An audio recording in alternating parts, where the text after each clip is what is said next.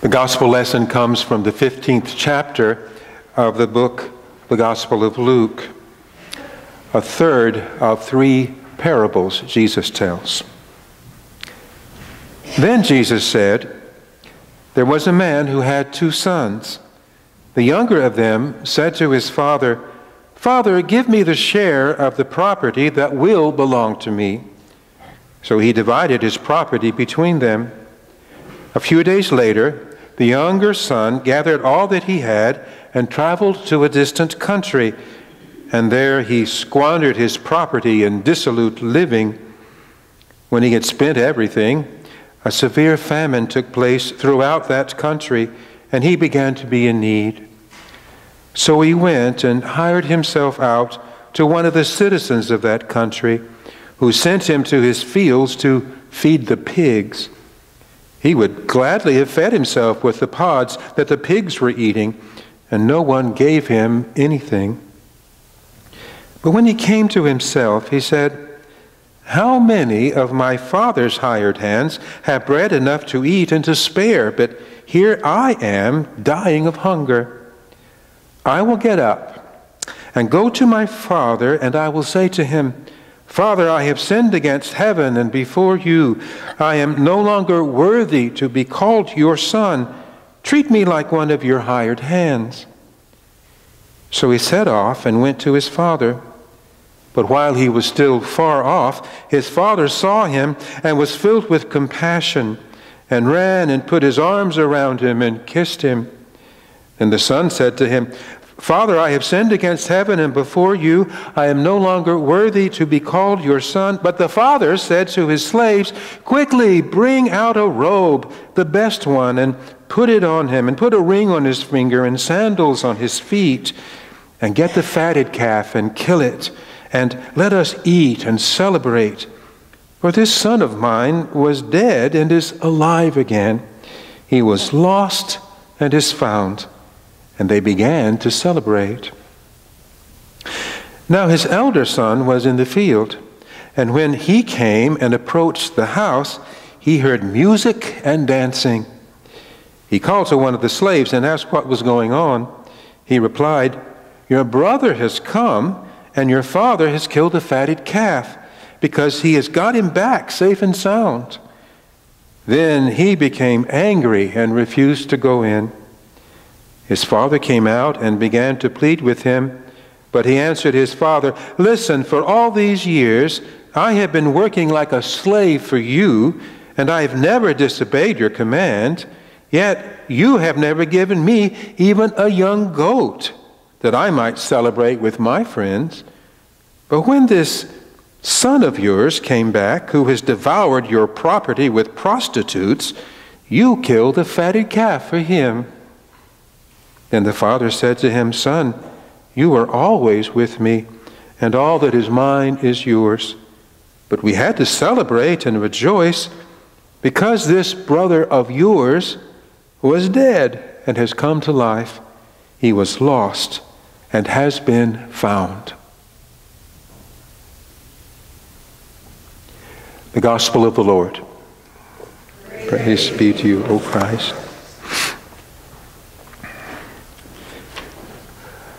Well, you just heard a familiar story, perhaps the most familiar story Jesus ever told.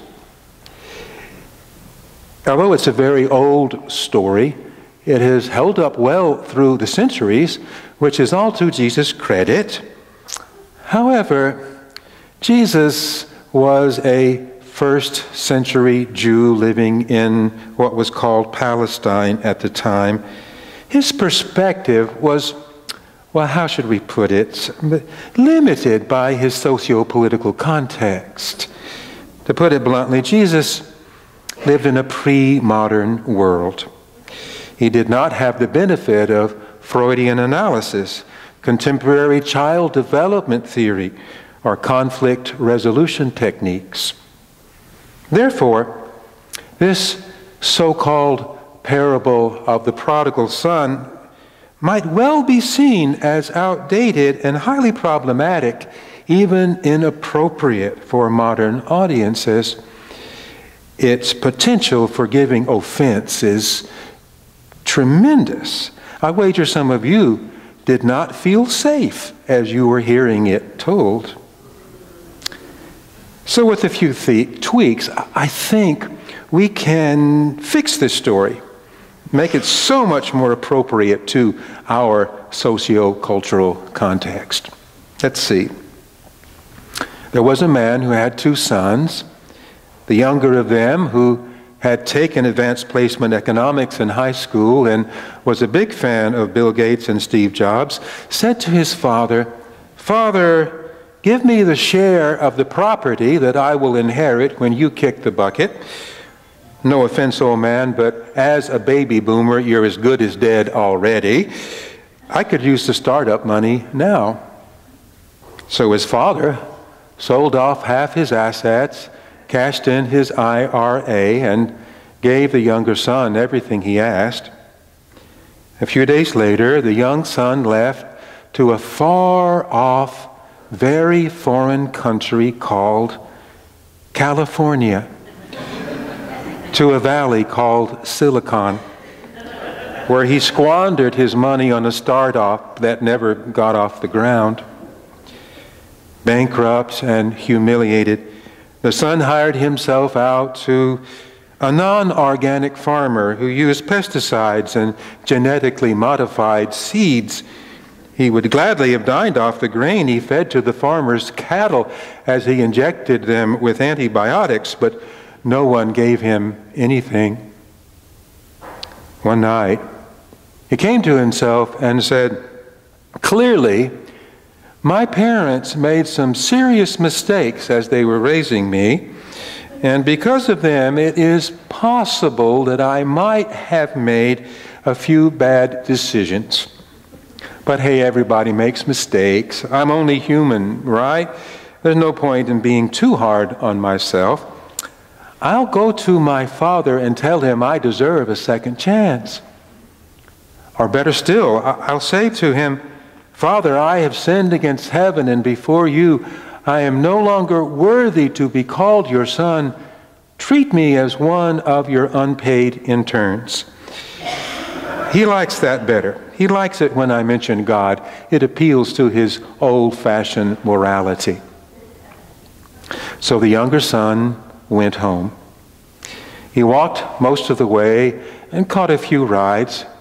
Now and then he would stop at a church and ask for help, but most of them had security systems with cameras at the door, and they told him to go away or they would call the cops. When he was still far off, his father saw him approaching, and for a moment he considered meeting him halfway, but instead he decided against it. "I would look foolish running down the road like a child," he said to himself, "and besides, that boy needs to learn a lesson.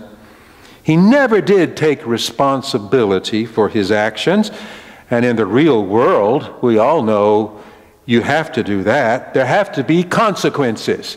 Everybody knows that." When the younger son finally arrived, he delivered the speech he had been rehearsing those long miles between Silicon Valley and home. "Father," he said, "I have sinned against you and against heaven, and I am no longer worthy to be called your son. Treat me as one of your unpaid interns, or even worse, treat me like a graduate student." "Well," the father said, "that's a bit too harsh, but you're right. You have made a mess of your life, and it's all your fault. I'll consider taking you in. You can stay in the basement, and you can pay rent, but you have to do something else first. You'll have to apologize to your older brother. He has always been the responsible one in the family. You should be more like him. Did you know that while he was gone, he became a Presbyterian elder? You can't get more responsible than that. He's a model of upright living, that boy. Always has been.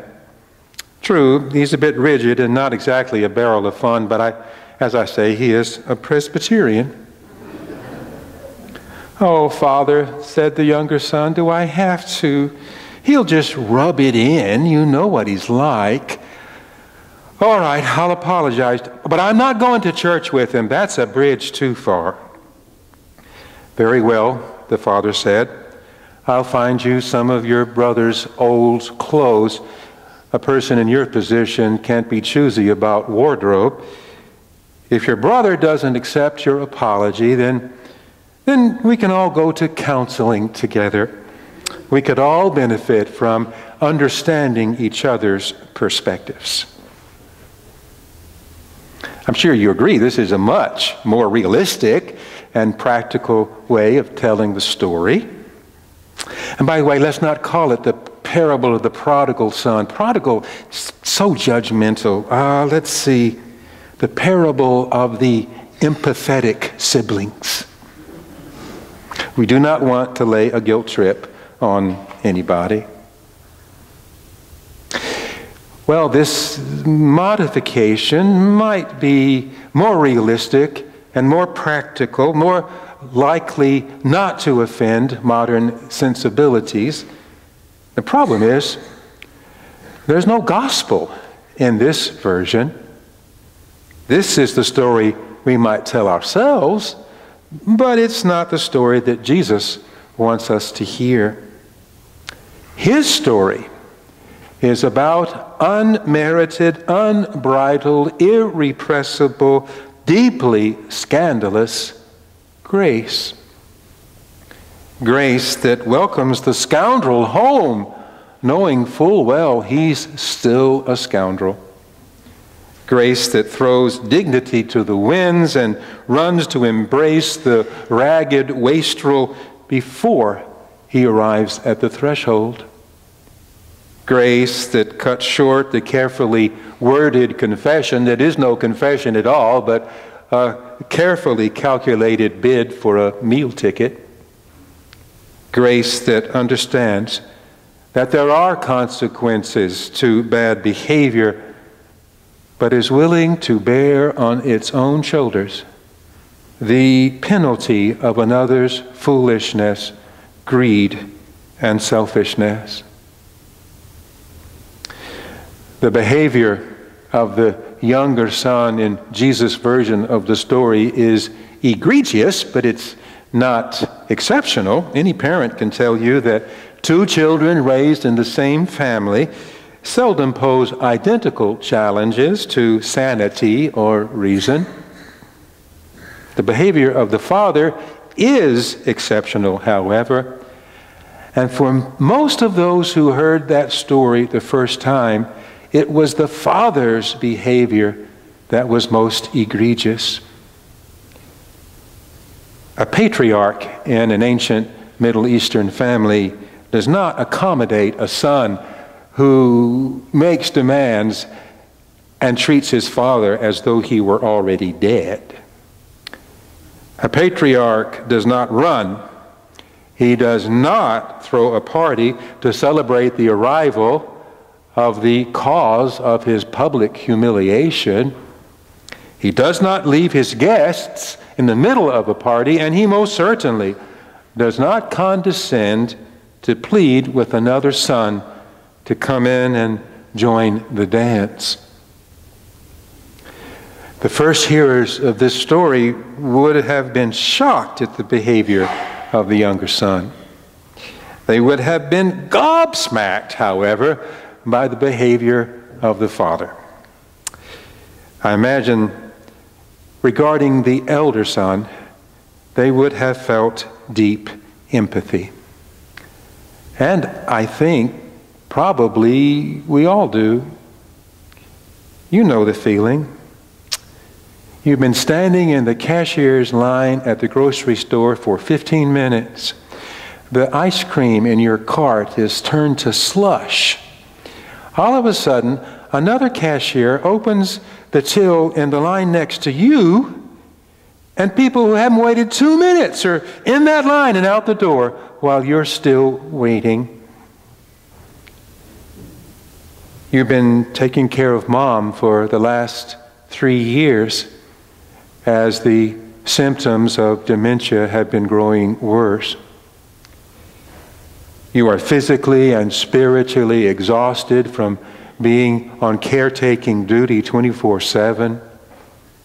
More times than you count, Mom has called you hateful names and accused you of stealing her money or running off with her husband, who has been dead for 10 years. Now Mom is in hospice house and close to death, and she keeps asking about your sister who lives far away. When will my darling come to see me? Where is my precious child? Your sister arrives on a flight from Atlanta. She rushes to the bedside. A look of utter peace comes across your mother's face. At last she says, "The only person I really want to see." Oh yes, you know what it feels like. For all these years I have been slaving for you, and I have never disobeyed any commandment, and you never gave me as much as a kid so that I could celebrate with my friends. But when this son of yours comes home, having wasted your property with prostitutes, you kill the fatted calf for him. Oh yeah, we know what that feels like. When service becomes slavery, not joy, when love becomes a limited commodity, when the quest to be loved becomes a zero-sum game, all of us become the older brother. I think the saddest words in this story are these: "Son, you have always been with me, and everything I have, all of mine, is yours." In other words, there is nothing you could do to earn my love, and there is nothing your younger brother could have done to earn my love, and there is nothing either one of you could do to keep me from loving the both of you. Your brother was lost, but now he's found. He was dead, but now he lives. How could we not rejoice? And that's grace, brothers and sisters. That's gospel. If only the elder brother could hear the gospel in his father's words, he might realize how close to death he is and how close to being found. On second thought, we had better not tinker with this story. If you remove the offense, you are left with a bad morality play. If you make this story reasonable, you can no longer hear the music and the dancing. And if you cannot hear the music and the dancing, beloved, there is no gospel. In the name of the Father, and of the Son, and of the Holy Spirit. Amen.